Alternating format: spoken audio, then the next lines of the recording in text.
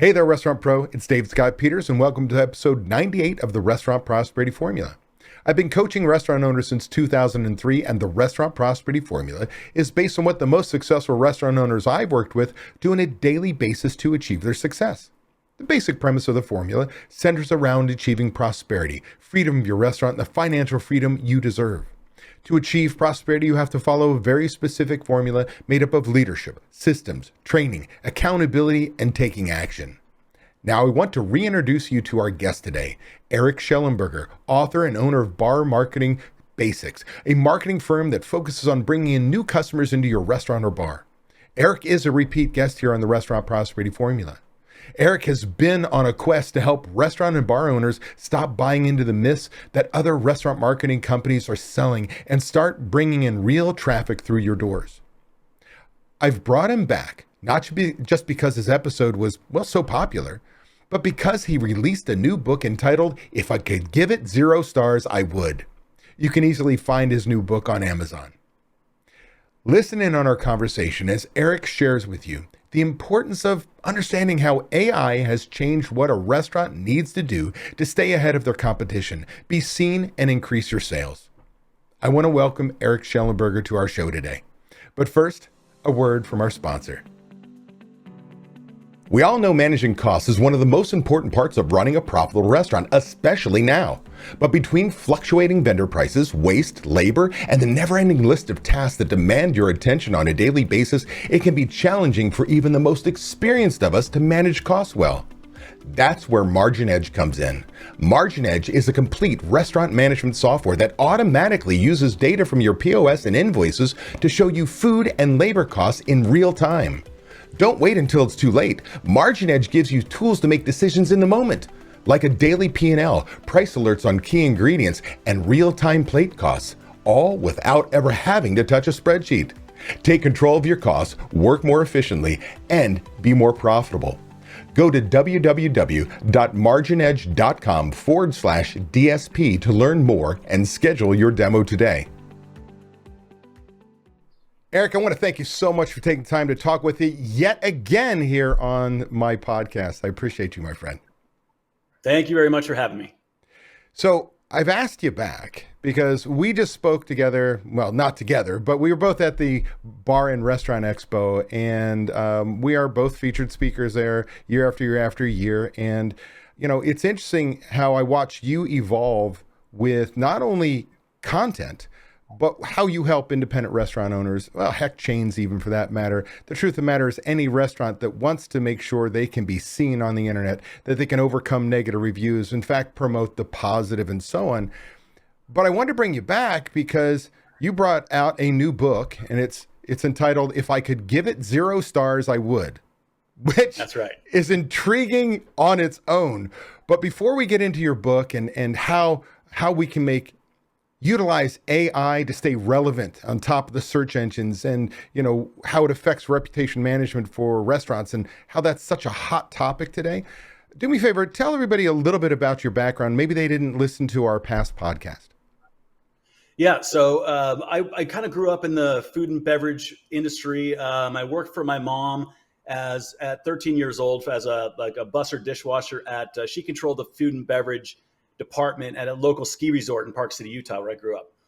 So worked in Park City and worked the touristy restaurants kind of my whole teens and 20s, and got into the nightclub management in Scottsdale, Arizona, and was the marketing director at a couple of higher volume nightclub management companies in Old Town. And I learned a lot there. And the good part is I learned what works, but I really, really learned what doesn't work. And it's been a really great teaching opportunity for me over the last decade, 15 years or so. I was the marketing director at Toby Keith's. I love this bar and grill, which has a very checkered past, but again, great learning experience. So I've been in digital marketing for restaurants and bars for 15 years-ish. And now I own Bar Marketing Basics, which is my company alone, and it's been up and running for 7 years or so.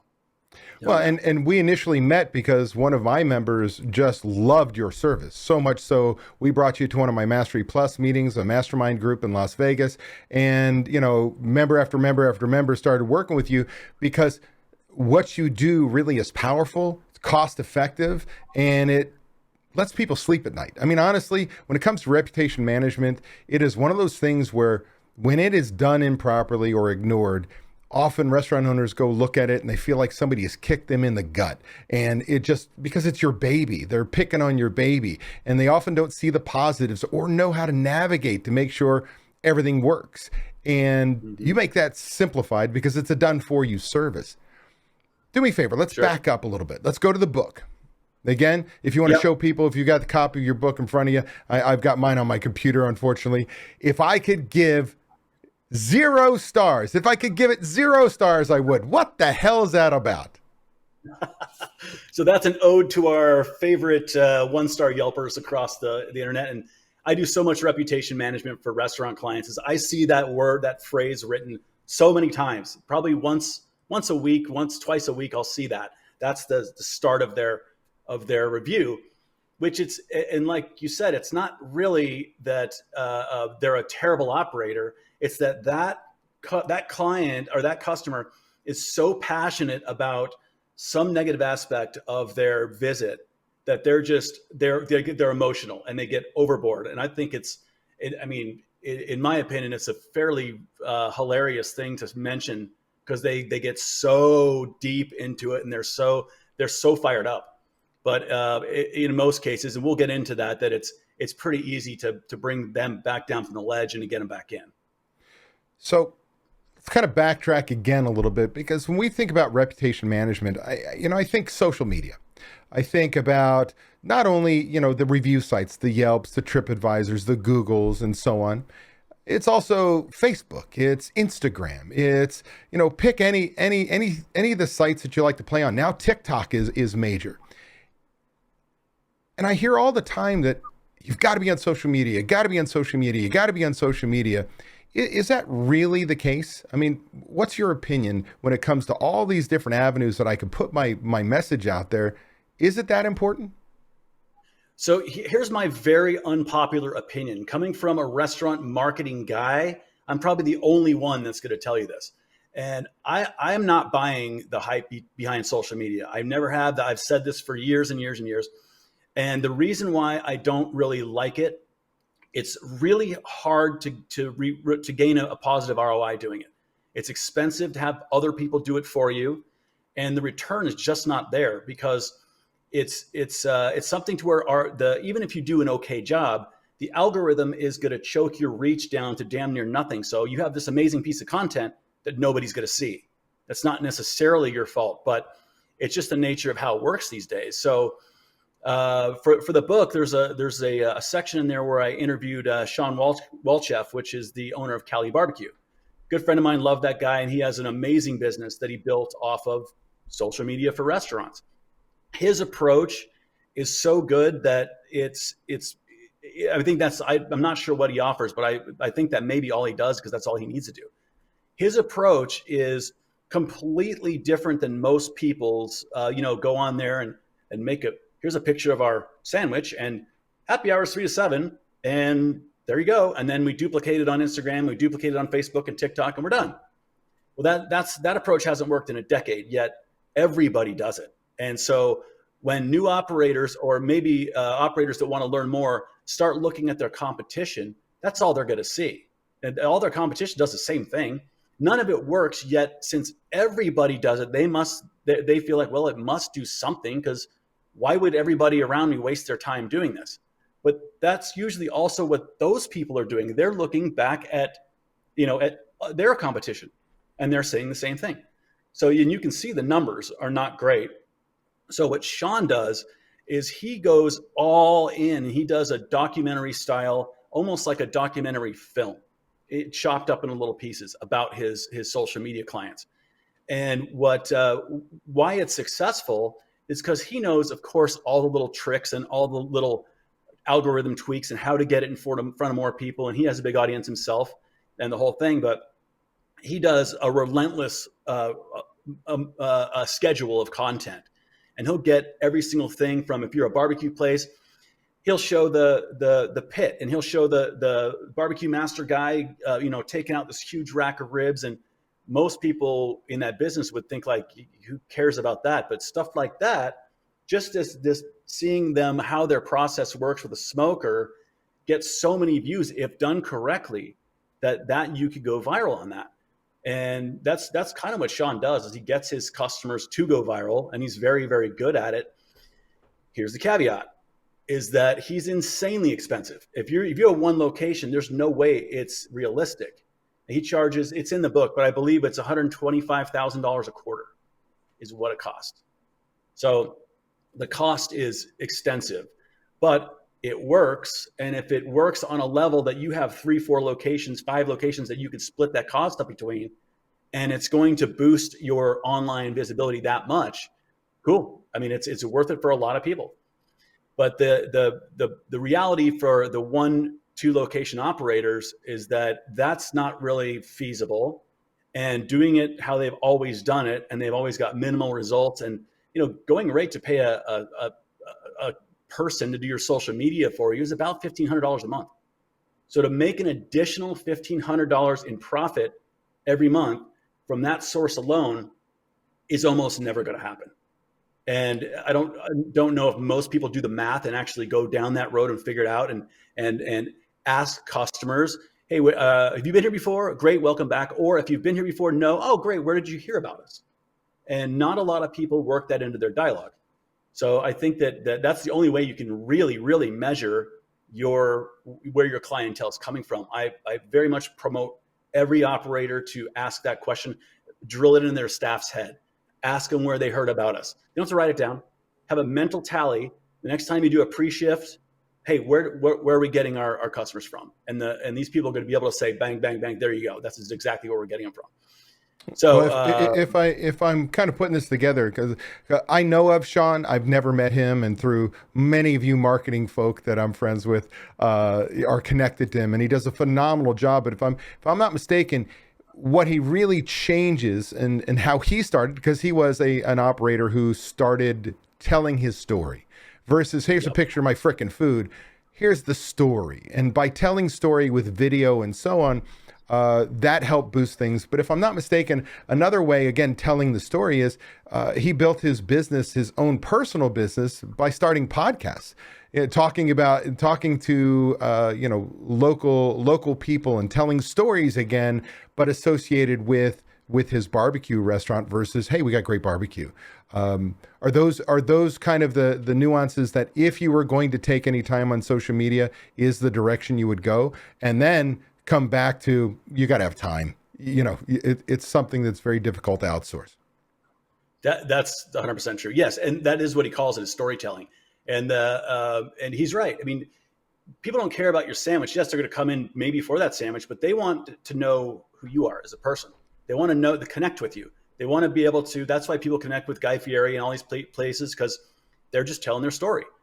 And so once they get to know this person, and they can, when they come in, now they can ask them questions that are relevant to some, maybe some issue they had in the kitchen, or something that was not necessarily a positive thing, but maybe they turned it into a positive thing and made a video on that. Like, hey guys, we failed here. This is what happened, but here's how we saved it. And right, so for any operator though, we're listening, so, but wait a second, I want to be found.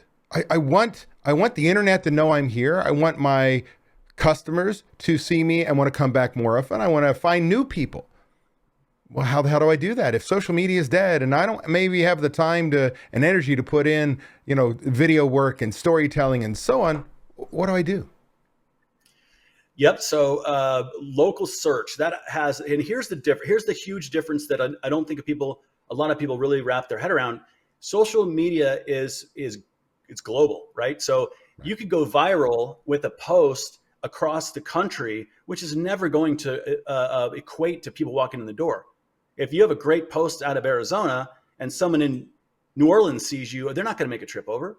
So it's a weird thing that even though your numbers may look great, it doesn't necessarily equal business. So on your question, so a local search is something, a Google search, call it. So if somebody is in your area, they're unfamiliar, especially tourist economies, bigger city tourist economies are by far the most beneficial from this, but everybody, no matter how big or small, is going to benefit from having a good local search presence.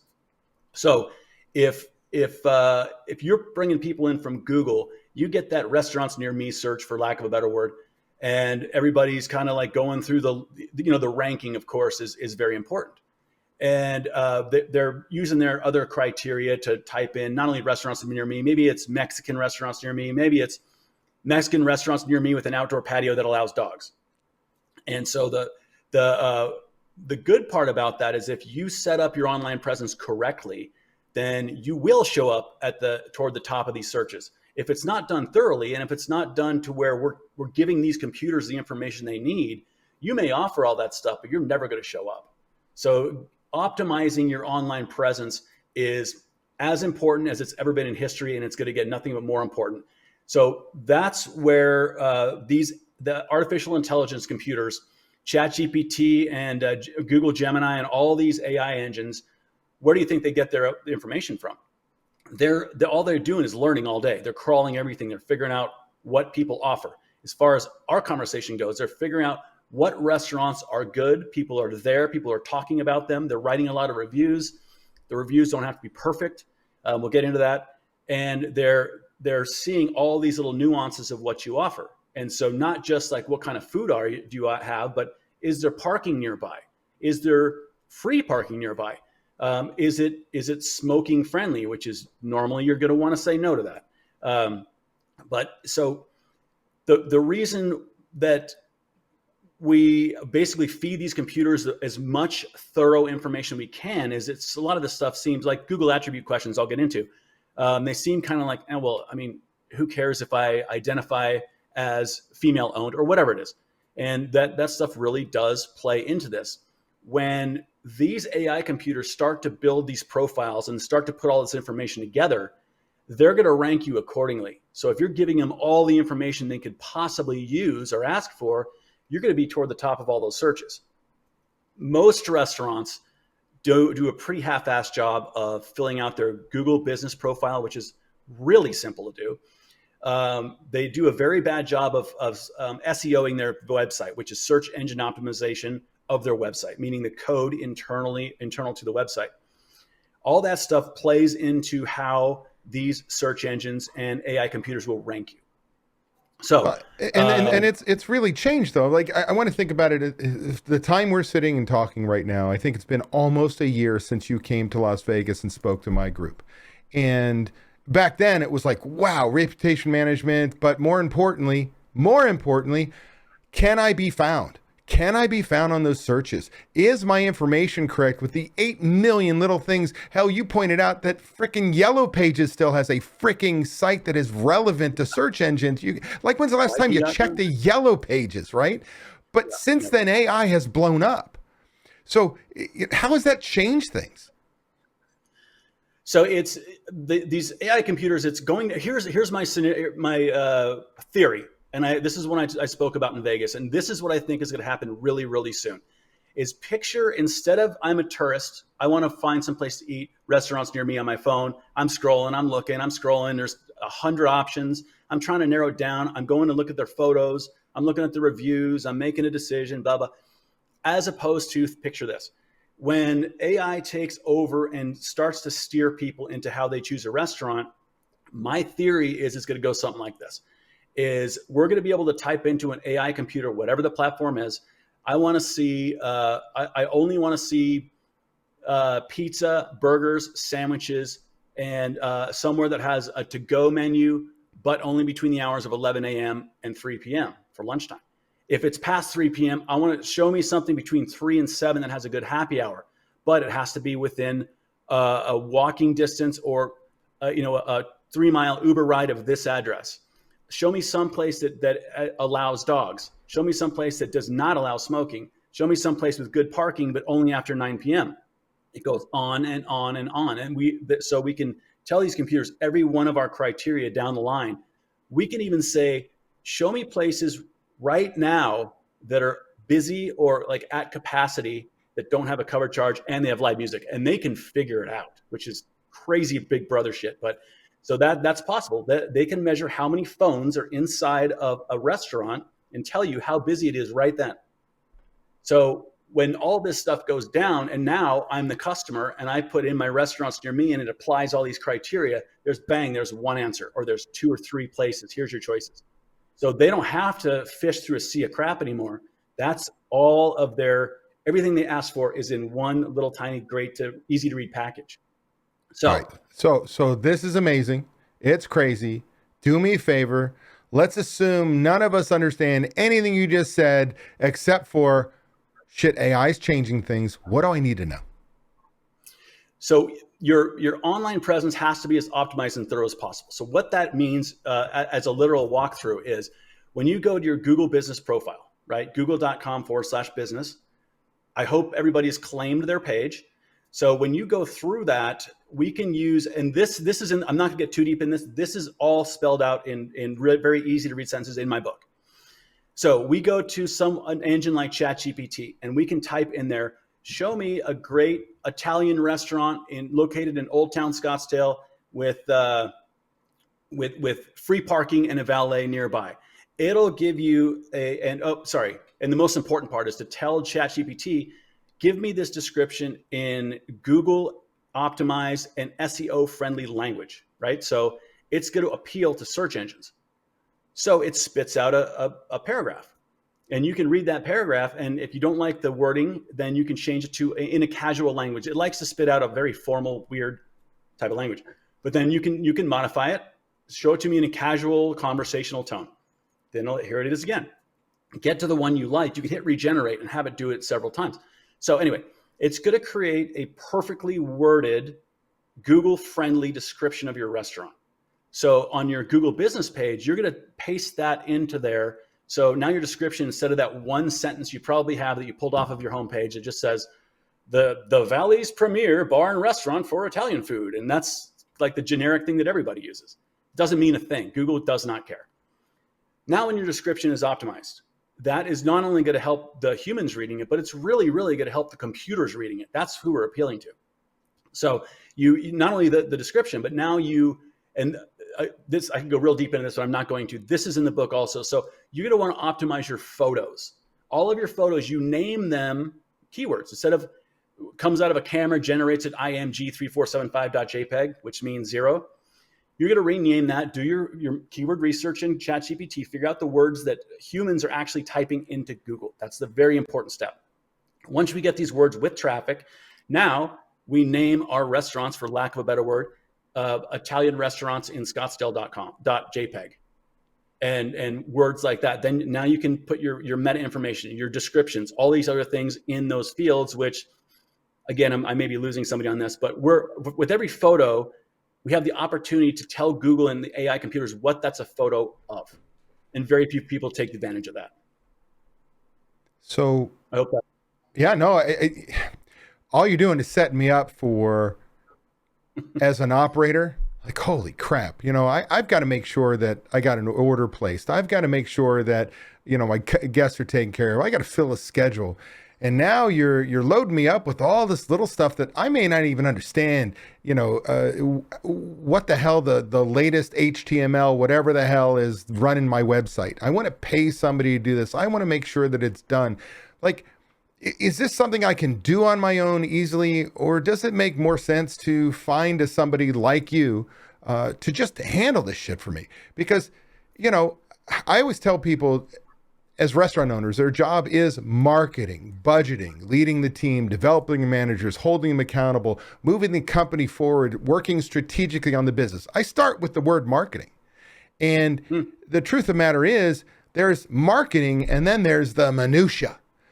So where should I be spending my time in that minutia? Or should I be doing the storytelling? Should I be, ensuring that I've got a partner like you to make sure that this is all right? Is it cost effective to use a third party, or is it better I'm supposed to, buy the book, read it all, not only understand it, but by God, sit in front of a computer and break into my HTML? Yep. So very good question. So let's face it, what operator has spare time in their hands? None of them. So places like what my service does at Bar Marketing Basics is I do all this stuff for you. And I'll do all the keyword research. I'll do all the stuff I talked about. I'll do all the stuff that gives people headaches.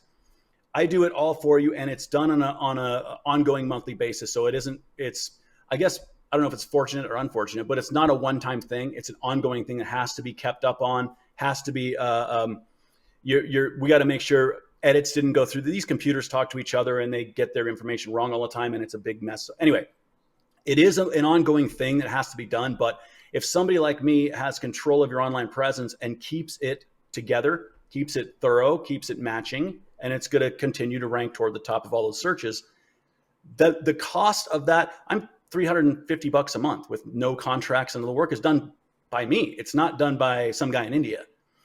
So $350 a month to be on the top of the searches, to hit all the tourists, as opposed to, like we talked about, social media for $1,500 a month, which is going to hit your little tiny audience that little tiny audience may or may not see in the first place.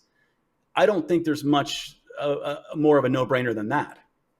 Well, I'll just put it this way. If I could get a hold of you and make you raise your prices, I would, because I've seen the value. Like, the fact of the matter is, how many guests does it take to pay for $350? Well, that's when you're looking at 1 month. What's the lifetime value of that guest? What's the lifetime value of the guest that couldn't find you? Because, for instance, let me take us backwards into maybe our old podcast and the meeting that you came out with my members. Mm-hmm. People don't realize, I certainly didn't realize, that there are different buckets around the internet with wrong information. Like, the fact of the matter is, if my address appears differently in 2 different search engines, that's going to be a major ding on me. Like, it's going to make it that much harder for somebody to find me or even get the correct address. How many times people have the wrong address because one of the bots in the old days searched it out there, grabbed the wrong info, threw it in there, and forever sending people to the wrong damn address.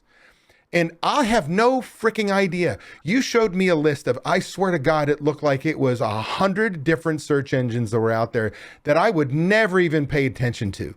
And you brought to my members the attention of a tool that you provide for, get this, free on your frickin' website that just blew me away.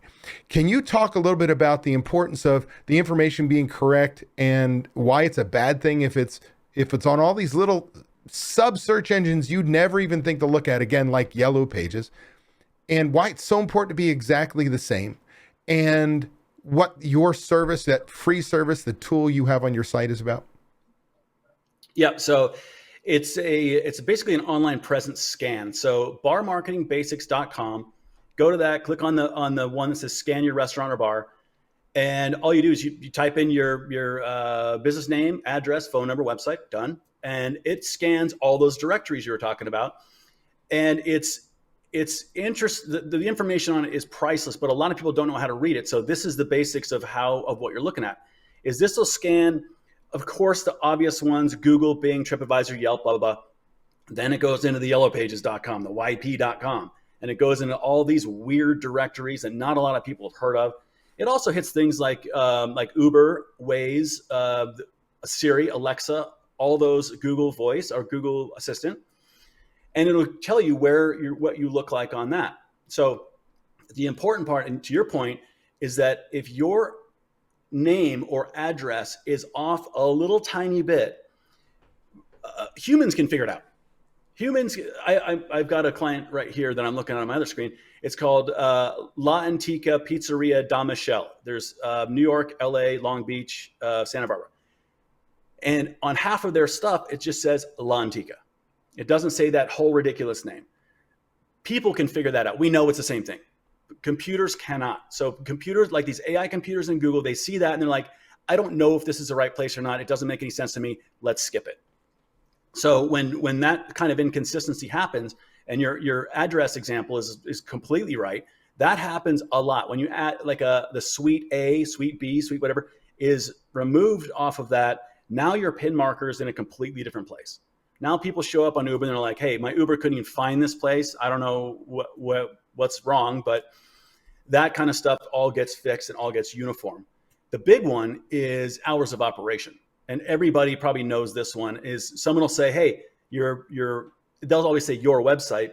They don't mean your website. They mean Google or some other directory says you closed an hour ago. And now I'm pissed. I just drove, or says you closed 2 hours from now. They show up, you're already closed. They just drove 20 minutes. And now they're pissed at you. And you didn't even know it existed. It's out in God knows where, and then it's wrong. So all of the work I do will uniform that stuff, kind of lock it into place and keep it all consistent. Now, the big benefit of that is when you're consistent across all these directories, which is a little under 100, but yeah, it's a lot. What happens is Google and AI computers look at that and they say, okay, now we're talking. It all matches, it's all thorough, it's all correct. And the most important part is you filled out all of your Google attribute questions, which are about 50 or 60 yes or no questions that have to do with what you offer. These are the ones like the dog-friendly patio, the parking nearby, whatever. All that stuff, when that's filled out correctly, now it knows exactly what you are and what you aren't. And we're basically verifying the information. We're saying, yeah, Google doesn't have to guess. When Google doesn't have any trust in your information, your ranking is going to drop. So this basically builds a whole bunch of trust in what you're providing to Google, because there's no discrepancies and it's not all over the board. It's not a mess. So that's something that you pay somebody like me on a long term to do, to keep all that straight. And it is a daily process. For not only my software will tell me, hey, here's a bunch of edits that came in. Are these right? And me as a human have to make the judgment call of, no, you're trying to remove the suite A from this. That's got to stay. Kick that edit out of there. So there is a lot of work that goes on into it on a weekly basis. But yeah, that's the by doing that scan on the website you were talking about, that gives people a really easy to read snapshot of where they are right now. So it'll give them a percentage of here's how the percentage of how incorrect you are across these directories. And it'll give you where your schema tags, I won't get into schema tags, it's super nerdy, but it's very important. It's in the book. And it'll give you basically a snapshot of how good or bad off you are. And rarely it's happened, but it's rare to where customers have approached me and they say, hey, I want you to fix this. I scan and their scan looks so good. I say, man, you don't need me. Keep doing whatever you're doing. It's the 1%, but it does happen. So most places have no idea how messed up their information is until they see a scam like that. So on the topic of AI, we know that it's now important to make sure my website has been optimized properly and I've got the right keywords and metadata and all this stuff that may make somebody's head spin, and you can handle that. We're talking about making sure that all my data is correct so that when, for Christ's sake, somebody is on a Yelp and clicks on directions, it takes me to the right gosh darn place. Forget about anything else. I mean, just that alone is extremely important. Whether you love or hate Yelp does not matter. That's a customer who wants to spend money right now. And if it's wrong, you're losing business. And so how all these inconsistencies can change, you handle that. Well, let's go one step deeper. Customer frickin' reviews. Now, how does reviews, again, frustration with some of the social media sites out there, primarily the review sites like a Yelp, where, as an operator, it's a love-hate relationship. I love them when there's somebody like me going out of town and I go onto Yelp and there I am looking to spend money right now, drives me in right now. The hate is the one customer who they swear is not their customer that gives a shitty review. And the truth of the matter is, while that does happen, and you titled the book, if I could give you 1 star, I would, those fake people, they do exist. But the truth of the matter is, for many operators, where there's smoke, there's fire. There is some truth to many of these reviews, and you need to use them to improve. But the fact of the matter is, how does now AI affect the fact that here's all this stuff that I do see? Because AI can see it all, can't they? And that's going to affect my stars. That's going to affect whether all these different search engines send them to me, won't it? 100%. And reviews are at the most important point in history. They always have been. So your reviews say everything about you. I mean, yes, take out the 5% or whatever it is of the fake haters on Yelp. Them aside, your reviews have a pretty realistic kind of snapshot of how you operate, of what the customer experience is. So think about, our website obviously paints us in the most glorious picture we can possibly do. It's amazing. Everything's great. Here's how the food looks. Probably not, but that's our biased view. Reviews are completely unbiased for the most part. So when people are reading those, they tend to believe third parties because I mean they're and the you're going to get bad reviews. It's going to happen. Most places though have a vast majority, 70-80% positive reviews. Then they got some 3 stars in there and some whatever. But the important part is the response is that most operators do not respond to their reviews, which is crazy to me because let's go back to the step of the guy doing the restaurants near me search, right? So right now he's doing the search and he's gonna what? Look at pictures and he's gonna read reviews. That's the 2 things they almost always do before they make the decision. There they on the reviews. Yeah, this place. What's the one I see all the time? Anyway, the food sucked, the service sucked, and my ticket time was an hour and a half. This is just I'll never come back. With no response to that, the public has got to take their word for it. They're like, wow, an hour and a half ticket time. I don't have that kind of time next. But suppose that the operator responds to that and respectfully, and we can be honest and we can kind of stand up to people respectfully, and we don't have to go overboard. We don't have to be Amy's Bakery on Kitchen Nightmares, which everybody probably knows. So it's local for you and I, but yeah, it's right around the corner. So anyway, yeah, when we come back and say, oh, you know what, we pulled your ticket, and your ticket was actually 30 minutes, which people on time frames like to double or triple the time of reality. We all know that. So we're not saying no, it wasn't. It was less. We're saying here's the facts. We pulled it. Here's the exact ticket time on your ticket. Match your name and whatever, and say, but either way, we did something that upset you, and you didn't leave happy. So we'd love to have you back in for another shot. So there's a great way to recover from that. So going back to the guy searching, if he sees that as a response, he's like, oh, okay, so that wasn't really the case, and they're respectful, and they're inviting this guy back in for another shot. So it's very much saving the day when it comes to that. But a lot of operators just say, you know what, screw that guy. He's not telling the truth. I don't want him back in anyway. But we got to realize we're not really talking to the author of the review as much as we're talking to the public reading the review. And that gets really hard, right? I talk to restaurant owners on a daily basis, and I see that it's visceral. They get so emotional when somebody kicks their baby. They just want to tear them up. They want to get involved into a fight. And the truth of the matter is, sometimes that's where a chat GPT can be good. Write me a review if you're just so hot, and that just make it factual, whatever it may be. So AI can help you in that respect, but there's still a lot of keeping up with it. And I think, Eric, you correct me if I'm wrong, the operators don't tell the people who love them and give them the 5 stars, the 4 stars, the 4.5 stars, a thank you. Like there's missing a huge opportunity. And doesn't it matter that I reply to those, and don't the AI bots look at everything and go see that you are engaged with your guest? And doesn't that amount to something? 100% it does. So you're right. That's the major aspect of review management that operators skip almost all the time. They never thank their fans and invite them back in. It's such a simple step that it takes you 30 seconds. But most operators, what do they say? The number one answer, I don't have the time. But again, if you don't have the time to be successful, then you got to figure it out and make the time. That is another service I provide.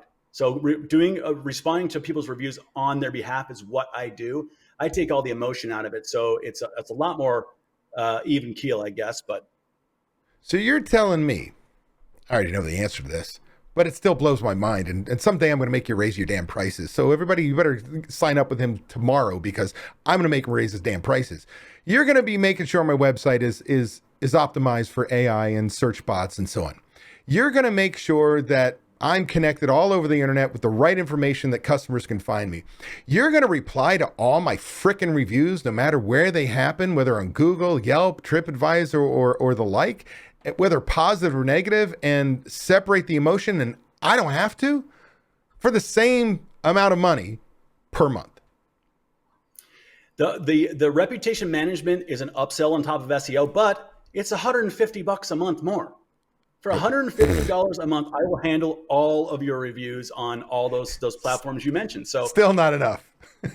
I know. I mean, I think it's a no-brainer, and I've got a lot of clients that I do that for. And again, even with, you're right, ChatGPT can, if you say, hey, show me, take your review, type it into ChatGPT, say, give me a nice response to this review. It'll give it to you, and it'll call them by name. It'll address every one of their points in the review. It's amazing. And it's easy, but how many operators are really going to do that as opposed to having me do that for them for $150 a month? Because you got to do it every day. You have to keep looking in that data because it's changing day to day. And often if you let things mount up as an operator, you're just not going to do it. You're going to go, oh my gosh, I've let a week go by. I'll start again next week. And, this is important. It is going to drive consistent business back into your business. But I also don't think it's the greatest use of your time. It's important maybe in the beginning to understand how to do it. Because you want to, if I'm working with you, Erik, I want to know that you're doing the job I need to do. But quite honestly, for as little as you're charging, like we're going to raise your price someday. How do you say no? And not only that, and this is the kind of the kicker, is that all those review responses, I don't farm that out. Yes, I use AI, and yes, I use responses that I've typed before, and I may reuse the response. But these are all done by me. These aren't done by some intern I've got somewhere. It's 100% me that runs the business. My wife and I are the only two involved in my business at all. So it's going to be something that I take pride in. It's something that I would want somebody else of equal professionalism to type on my behalf. Other than saving me time, what are some of the benefits of keeping up with all these things? Everything we just talked about. What's the upside for me as an operator that I invest $500 a month that I can expect to go, man, that is more than worth it? So the easy part about this whole thing is it's totally measurable. Everything is. So the big thing on Google, so I'll get to the reputation part in a second, but going back to the Google SEO part is that everything that I measure of your Google success and your Google numbers is all through the customer's own Google business page. It's not my numbers. Mine don't matter. Mine are irrelevant. Let's measure it on your Google page, what it says. So impressions are great. We can see impressions going up and down. The most important metric by far is get directions. So the get directions button, think about who's pressing that. It's a guy who did an open-ended search, restaurants near me, whatever, and they did their research. They picked you. They're hitting that button because they have an intention of coming in and spending money. So a marketing conversion does not get any better than that. That is the holy grail of conversions. That's measurable. So yes, that number should go up, assuming you have a visual product, assuming you have a product that people want, assuming you have a type of food that is popular in the area, assuming all those other things are in place. Yes, all that stuff's going to go up. Side note, 23 was a terrible year for SEO people because, and I think your operators may have seen this, February of 23, Google did an algorithm shift. And what happened was when back then and prior, they would measure, if I'm a restaurants near me customer searching, and I do the map view and your restaurant shows up in the map view, that counts as one impression. Then if I zoom in and you're still on the map, that's 2 impressions. Then if I click your Google business profile, that's 3 impressions. This can rack up. So the numbers look great. Now, after then, they started phasing this in. So it's not like a light switch happened in February of 23, but it's around then. They started phasing in the part of they would take all those clicks and combine them into one user session. Now what was 5 is now 1. So obviously everybody's numbers just plummet. Now they're just like taking this huge downward trend, and all my clients, and luckily I knew it was coming, so I warned them beforehand. I said, hey, this is bite, so you know. And so now we're right about to the point of I do a year comparison on my report. So I've got April of this year versus April last year. Now we're kind of back to an apples and apples comparison. So now the numbers are going to look like they should. Instead of like dropping off the face of the earth, they're going to remain higher like you would expect them to. So I think I got off on a tangent there. I don't know what the rest of that one was. Well, so am I going to see technically? Now, let me be very clear. Reputation management, being found on the internet, all the stuff about AI does not matter if your restaurant sucks. Like if your restaurant 100%. sucks, there's nothing you or I can help them with. You've got to do restaurant 101 run, hot food hot, cold food cold, clean, safe work environment for your guests and employees, wow customer service, incredible product, and now to go. Like those are critical, assuming you do those things well. And I can see that I'm being found. I can see that my visits on the site are going up. I'm getting directions to the place. My star ratings are going up and so on. Does that translate truly into greater sales? Completely does. And that's the good part about is the get directions clicks is normally, I think the statistic was 90 or 92% of the people who click that button are going to come in and spend money. So yeah, that's why that one is the one I kind of put all my eggs into that basket. But you're right. If the rest of their online presence does not look good, they're going to have their impressions go up and their get directions stay flat. That's happened. And that's happened to the point where I'd have to tell clients, look, you need to provide me / the public with better looking information, with better information, with something that if their photos make it look awful like a cafeteria, there's not much I can do for you. But if it's something that appeals to the people in their area, of course, that'll work. One thing, going back to the reputation management part, the reason, one of the big reasons why it's important to respond within 24 hours to these reviews, like I do on your behalf, the algorithm really, really wants to see that 24-hour window. It wants to make sure that you're on it and you're seeing these and you're responding and you care and you're involved. So when people say, well, yeah, I'll just wait a week or two and then I'll just knock them all out at that time. That's good, but it's definitely not the best way to do it. So I just wanted to get that one in there. It's a lot. Is there anything about AI that we missed, or is it just a matter of you got to understand that things are changing, they're changing fast, aka rapidly, and it makes reputation management, makes making sure your website's set up properly and that all the engines know where you are properly and the same just becomes even more important. Is it just magnifying it? Are the changes like so dramatic? Oh my God, it's all changed, or it's just, man, it's even more important. That's the biggest change. Yep. It's ramping up as we speak. And it's already, those AI computers have been learning for a long, long time. And so now that most people even started using ChatGPT a year ago, but it's been learning from, I don't know when, I'm not going to act like I know, but it's years and years and years before that. So it's always gathering all this information. And now, do we want to be ahead of that curve, or do we want to be the guy a year from now? They're like, I don't show up under a search for anything, and all my competitors are killing it. That's exactly what's going to happen. So, I own an SEO company. Obviously, I think SEO is important, but now it's as important as ever because of the AI factor, and it is absolutely not going anywhere, except for it's going to be just drastically more important as the time goes on. Okay, let's say I'm an operator and I've listened to us for the past 40-something minutes, and I just feel like an elephant sitting on my chest. And I want you to frickin' take care of this for me, just like you're doing for many, and I mean many of my current members. Mm-hmm. How do I locate you? Tell me a little bit about your company and what you do. So barmarketingbasics.com. It's my website. It has all my books on it. If you'd like to order a book, please do.